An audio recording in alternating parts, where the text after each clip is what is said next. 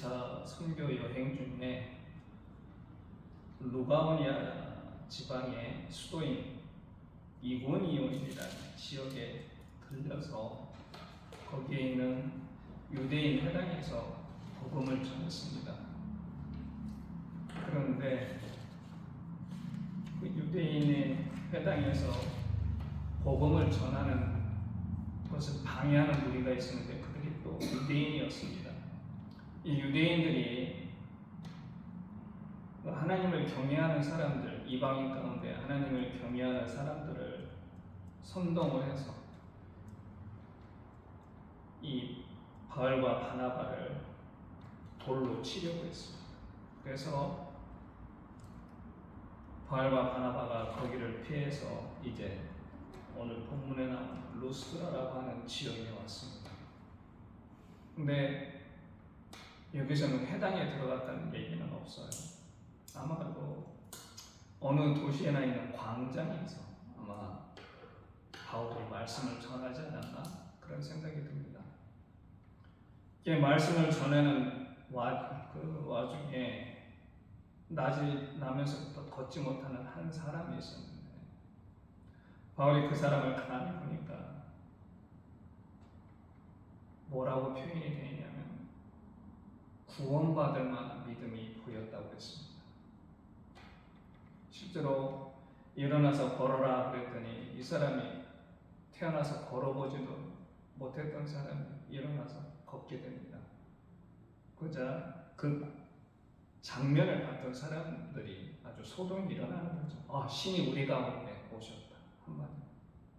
그래서 바울과 바나바를 제우스와 헤르메스라고 하는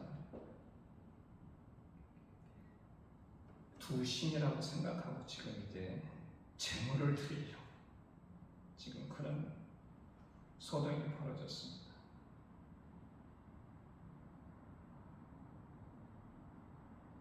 우리가 여기서 주목해야 될 부분은 뭐냐? 구원받을 만한 믿음이다라는 이 말.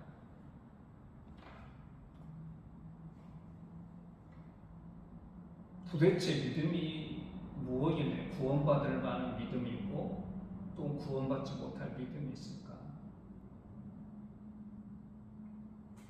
믿음이라고 하는 것은 두 가지가 있습니다. 영어에서는 believe와 believe in이라는 말을 쓰는데 believe라는 말은 뭐냐면 어떤 사람의 말과 생각을 믿는다는 뜻입니다. I believe Jesus 하면 나는 예수를 믿는데 예수님의 말씀을 믿는다는 거죠. 또 하나 I believe in Jesus 하면 어떻게 됩니까? 예수님이라는 존재 자체를 믿는 겁니다. 즉 I believe in God 하면 나는 하나님을 믿는다. 무엇? 하나님이 계신 믿는다. 우리의 믿음은 어떤 겁니까? 바로 이 believe와 believe in을 합친 거예요. 이게 바로 우리의 믿음이 되겠죠. 이 두 가지 합친 믿음을 통해서 믿음의 결론을 내리면 성서에서 믿음이란 결국 하나님의 뜻에 순종하는 겁니다.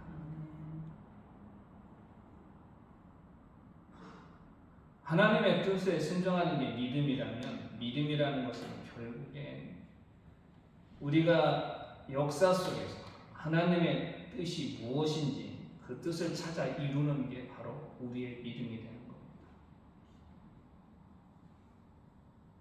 주님께서도 어떤 사람이 하나님 나라에 들어간다, 즉 구원받을 사람이 누구다라는 걸 이미 말씀을 하셨습니다. 마태복음 7장에 이런 말이 있죠. 주여 주여 하는 자마다 천국에 들어가는 게 아니라 하늘에 계신 내 아버지의 뜻대로 행하는 자라야 들어가요.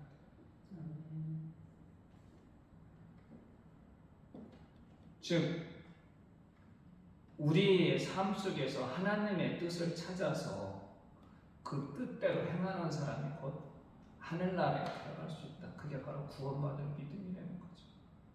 여기서 중요한 건 그러면 하나님의 뜻이 무엇인가? 질문을 할 수밖에 없습니다. 당시 유대인들도 똑같이 예수님께 그러한 질문을 던졌습니다. 요한복음 6장에 가버나움에서 사람들한테 예수님께서 말씀을 전하시는데 너희들의 영생을 위할 일을 해라. 그때 유대인들이 질문을 하죠. 그럼 어떻게 우리가 하나님의 일을 할 수 있어? 하나님의 일을 해야 되겠습니까? 하나님의 일이 도대체 무엇입니까? 이렇게 질문을 던지죠. 그때 예수께서 그들한테 뭐라고 말씀을 하시냐면 하나님께서 보내신 일을 믿는 것이 곧 하나님의 일이다.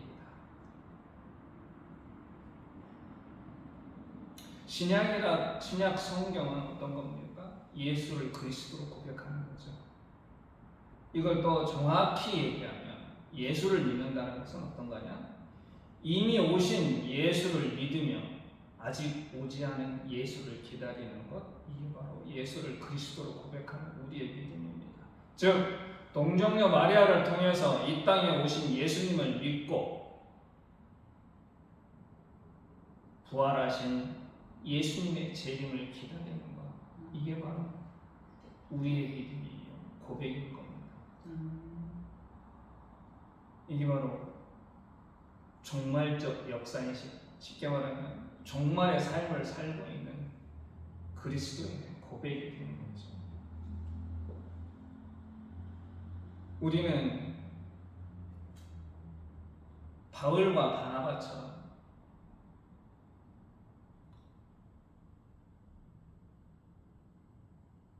말과 행동을 통해서 예수와 복음을 전해야 됩니다. 말이라는 건 곧 전도가 되겠죠. 왜냐하면 예수께서 말씀하시기를 자기 목숨을 구원하려면 잃을 것이요 나와 복음을 위하여 목숨을 잃으면 구원받으리라 이렇게 얘기했습니다. 그래서 예수와 복음을 전하는 게 우리의 구원받을 조건이 되는 겁니다. 정확히 예수를 전한다는 게 그럼 무엇이냐? 예수가 바라는 것을 드러내는 것. 히브리서 11장 1절에 이런 말씀이 있죠. 믿음은 바라는 것들의 실상이요 보이지 않는 것들의 증거라.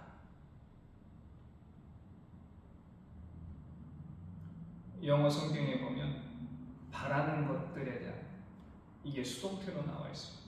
즉 바라지는 것들 뒤에 누가 무엇을 바라는지가 안 나와 있어요. 그 대상이 누구인지가 안 나와 있어요. 근데 12장에 보면 그 대상이 누구냐? 바로 예수가 되는 겁니다. 즉 우리가 전하는 예수는 어떤 우리가 전하는 예수는 정확하게 말하면 예수께서 바라시는 것을 세상에 드러내는 것, 바로 우리가 예수를 전하는 핵심이 되는 거죠. 그게 바로 뭡니까? 바로 복음이 되는 거예요. 예수께서도 그 복음을 위해서 이 땅에 오셨습니다. 복음의 핵심이 뭡니까? 예수께서 바라시는 게 뭐였어요? 하나님 나라가 이 땅에 도래했다. 누누이 얘기하지만 하나님 나라라고 하는 것은 하나님의 통치를 의미합니다. 하나님의 통치의 기본은 뭐죠? 정의와 공의.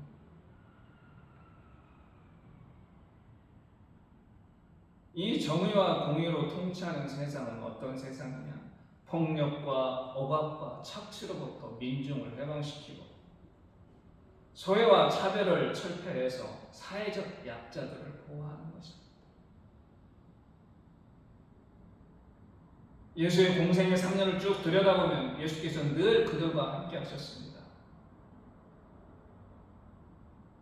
그리고 로마의 폭력과 헤롯 땅 사두개의 그런 억압과 착취로부터 늘 민중을 보호하시려고 노력을 하셨죠.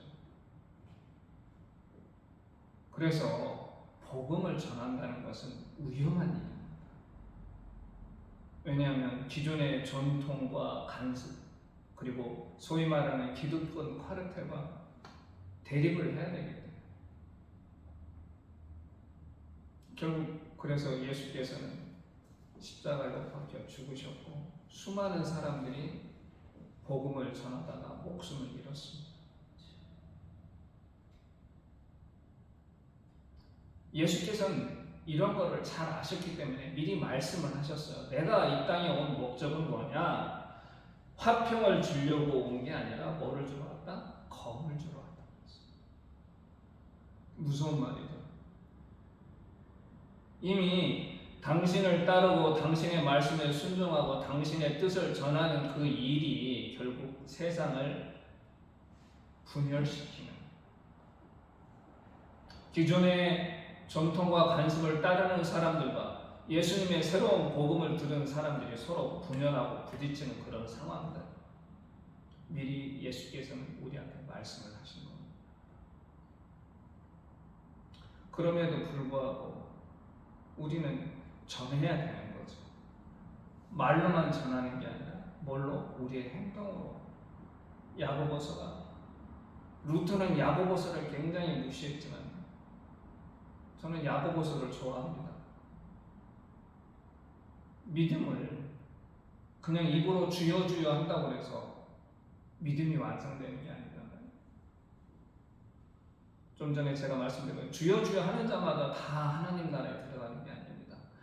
행해야, 아까 하나님의 뜻이 무엇인지 알고 그것을 행해야 우리가 하나님 나라에 들어갈 수 있다. 예수께서도 정확히 말씀하셨고 야고보도 그 얘기를 한 겁니다. 그러면 예수와 복음을 전하는,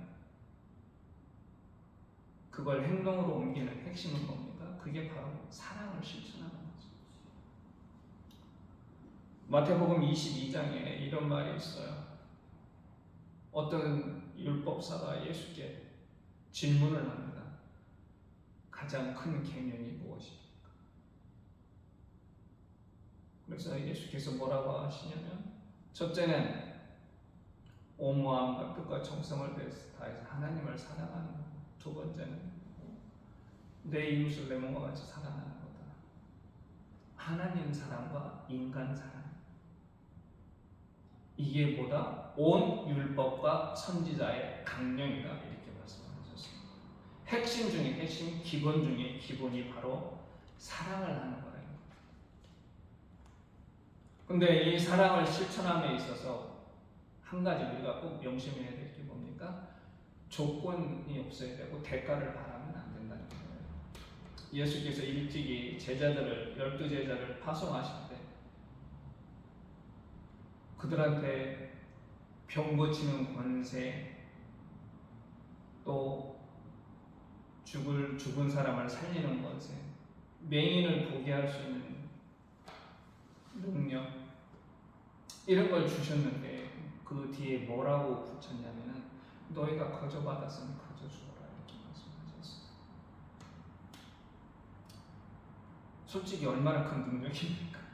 저 같았으면 감기 고치는데 얼마, 눈 한쪽 뜨는데 얼마, 이렇게 가격을 매겼을 것 같아요.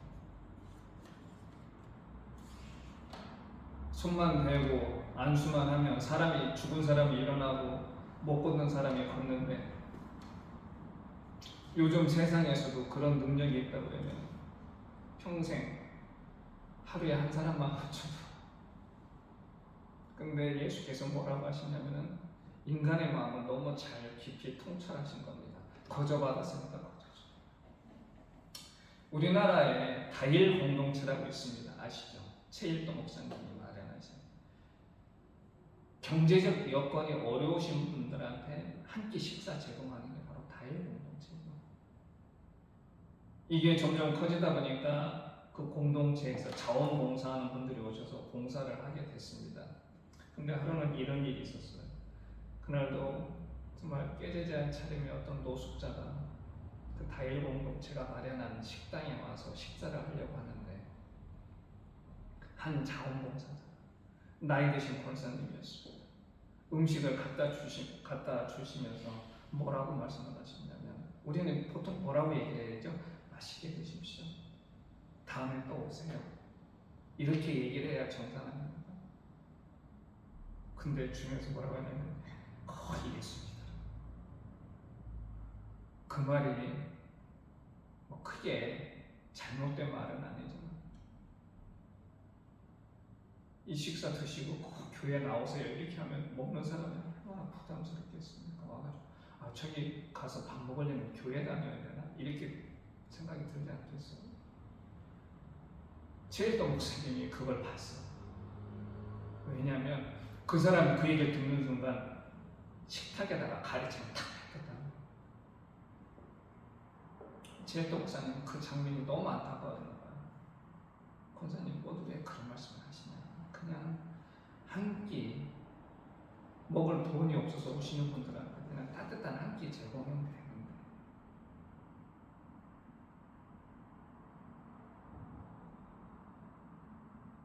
어떤 분이 그러더군요. 저도 그런 걸 한번 저도 직접 경험해 봤습니다.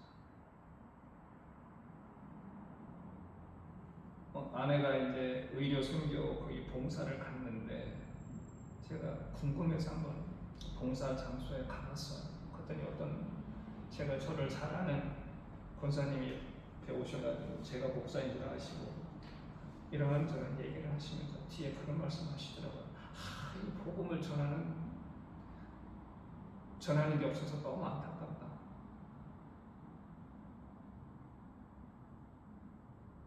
물론 바울도 복음을 전했습니다.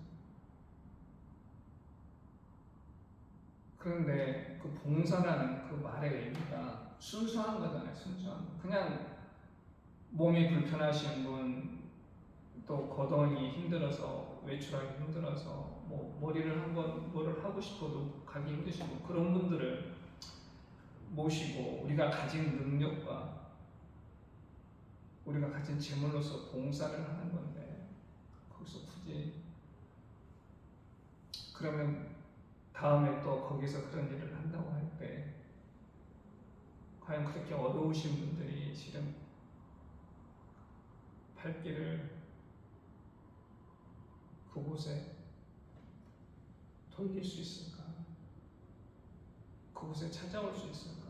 그런 생각을 잠시 했습니다. 너무 거기에 막 안타까워하는 그 권사님의 그런 심정은 알겠지만 제 마음속 한 곳에서 이미 딱 걸리더라고요. 그냥 그거 그냥 오신 분들한테 약 처방해주고 뭐 머리에다 거기 보면 의료 선교단에 미용하시는 분들도 있거든요. 막 시골이니까 그런 걸 한번 하시려면 일부러 시골 표현대로 읍내로 나가야 되잖아요. 시내로. 그러면 나이 드신 분들이 얼마나 불편합니까? 근데 거기 그런 불편함을 해소시켜주고자 갔는데 복음 전하는 거 중요하죠. 근데 거기 이미 교회인데 그리고 교회에서 그런 걸 하고 있다는 걸 이미 복음을 말로 전하지 않아도 이미 우리는 행동으로 전하고 있지 않습니까? 다일 공동체도 그때 마찬가지로 그 목사님의 심정이 그랬습니다. 이 다일 공동체가 어떠한 곳이라는 건 이미 사람들이 알고 있죠. 예수의 사랑을 실천하는 곳이다. 굳이 말을 안 해요.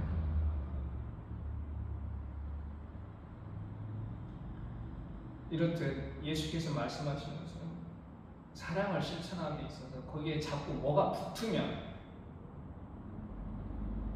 그 의미가 퇴색합니다.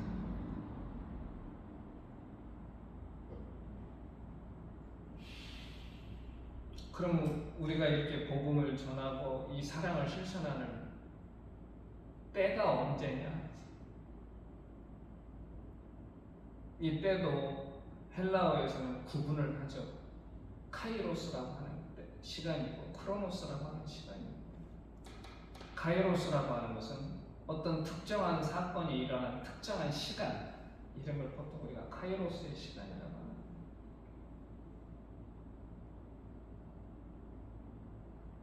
그러면 예수와 복음을 전할 때 우리가 어떤 특정한 시기를 잡아서 시간을 잡아서 물론 눈치 없이 생각 없이 아무 때나 해서는 안 되겠죠. 그렇죠? 안 되지만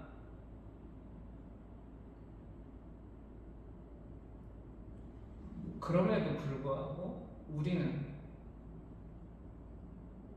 적절한 때가 있습니다. 그 복음을 전하는 적절한 때.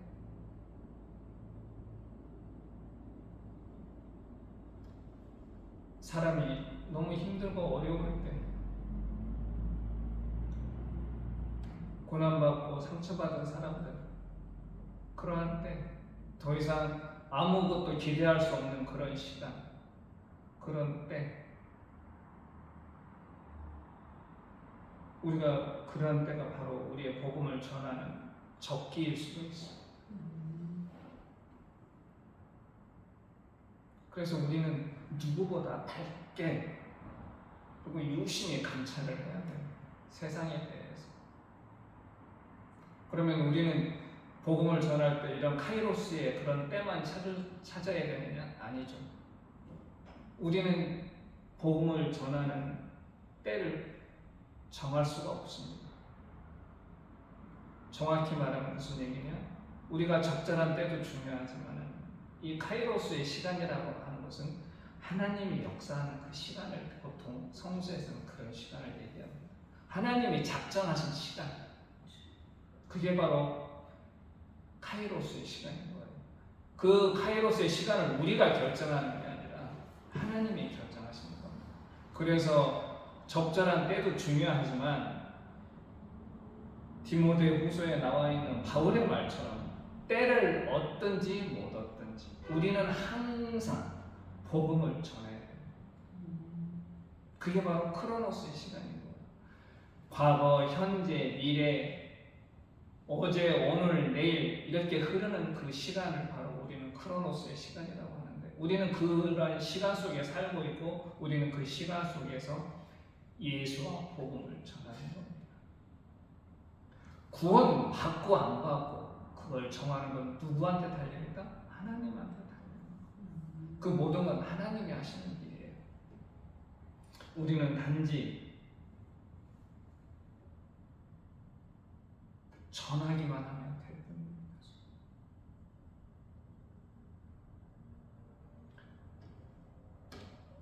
성서에서 그러면 이 복음을 전하는 걸 누구를 대상으로 삼고 있습니까? 사랑을 실천하는.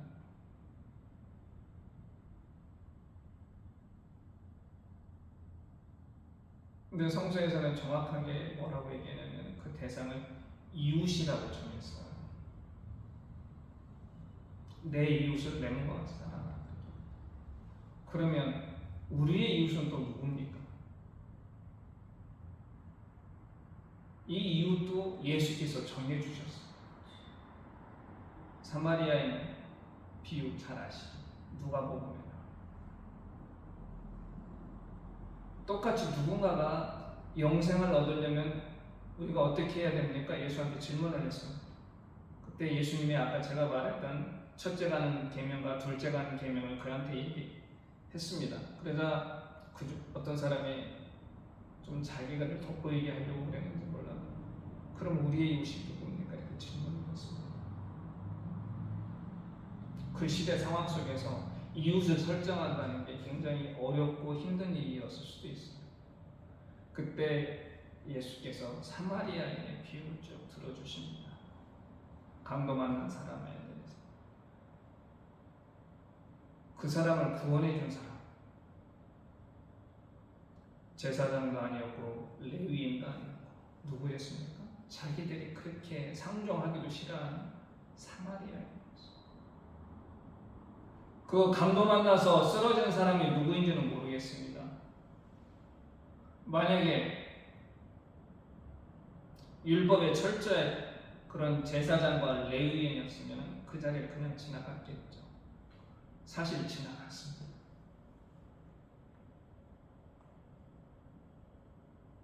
근데 사마리아인은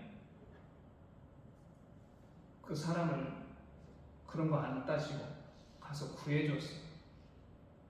그냥 그 사람은 인간을 사랑하는 그 마음으로 그 강도 만난 사람을 구해주고 치료비까지 다 자기가 부담을 했습니다. 즉 우리가 사랑을 실천해야 할 대상이 누굽니까? 어려움에 처한 사람입니다. 그게 바로 우리의 이웃인 거예요.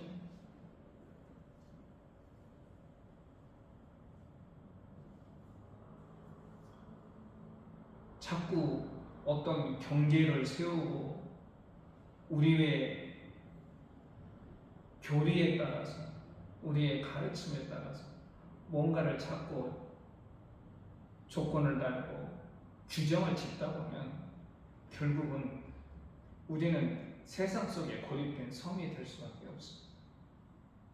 근데 예수께서는 정확히 말씀하셨잖아요. 내 이웃이 누군지에 대해서.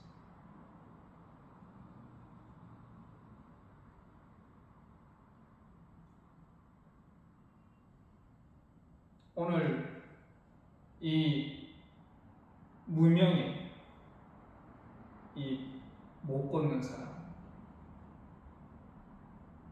구원을 받았습니다. 이 사람이 구원을 받은 건 딱 한 가지입니다. 바울이 일어서라 얘기했을 때 거기에 순종했어요. 만약 이 사람이 나는 평생 걷지도 못했는데 한 번도 걸어본 적이 없는데 걷는다는 게 뭔지도 몰라요. 자기 힘으로 일어설 수도 없는데 일어서라 얘기했을 때 그대로 순종하고 뭐 했기 때문에? 행했기 때문에. 이 사람은 평생 걷지도 못한 사람이 거기로부터 해방됐어요. 구원받은 거죠.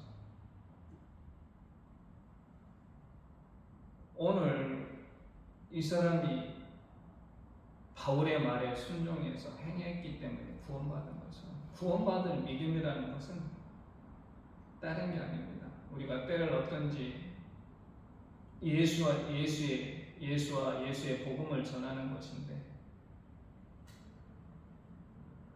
그걸 말로만 전하는 게 아니라 세상 속에서 예수가 바라는 게 무엇인지 우리가 말과 행동으로서 드러내는 것, 이게 바로 구원받을 믿음이고 이게 바로 하나님 나라에 들어갈 조건이 되는 거예요.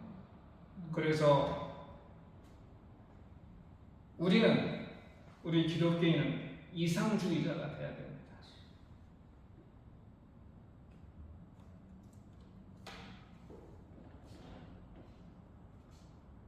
예수께서도 이상주의자였어요. 예수님의 하신 일을 가만히 보십시오. 세상 사람들이 받아들이기 힘든 말씀을 하셨고 행동을 하셨습니다. 이 시대에 사는 우리는 어떻게 해야 되느냐? 바로 그런 예수처럼 이상주의자가 되어야 되는 겁니다. 태양이 비치고 있지만 그 태양이 모든 곳을 다 비출 수는 없어요. 어두운 곳이 있어요. 태양이 비치지 않는 곳, 우리는 그러한 것들을 유심히 살펴야 돼요.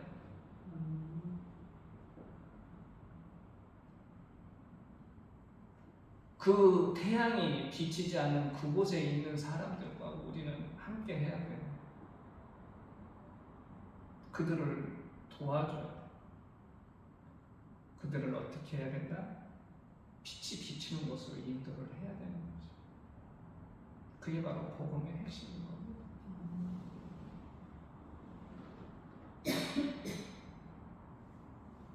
하지만 이러한 일을 하려면 아까도 말씀드렸지만 어렵고 힘들고 또한 위험합니다. 왜냐? 세상은 항상 그 세상의 가치관에 맞는, 세상의 관습에 맞는, 세상 많은 사람들이 추구하는 그러한 것에 순응하면서 하는 것을 좋아하기 때문에 거기에 틈을 만들고 그거에 대한 잘못을 지적하고 고치고자 한다면 당연히 저항이 일어나고 위험해질 수밖에 없습니다. 그럼에도 불구하고 우리는 그 일을 해야 되는 거고 그게 바로 우리가 하나님 나라에 들어갈 수 있는 자격, 요건이 되는 거죠. 어렵고 힘들지만 예수를 따르고 믿는 것 그리고 예수님의 생각을 세상 속에 드러내는 것이 비록 힘들고 어렵지만 그럼에도 불구하고 저와 여러분 모두 어떻게 하면 그 일을 실천할 수 있을까 늘 고민하고 기도하면서 그 길을 찾아가는 저와 여러분이 되기를 기도하겠습니다. 기도하겠습니다. 하나님 감사합니다. 주께서 이 땅에 오셔서 저희들한테 보여주시고 말씀 전하신 것을 저희 또한 실천하려고 합니다. 비록 부족하고 두렵지만 주여 성령께서 함께 하셔서 저희들이 가고자 하는 그 길이 비록 어렵고 험난할지라도 늘 주님만 바라보며 나아갈 수 있는 믿음을 주시옵소서. 예수님의 이름으로 기도드립니다.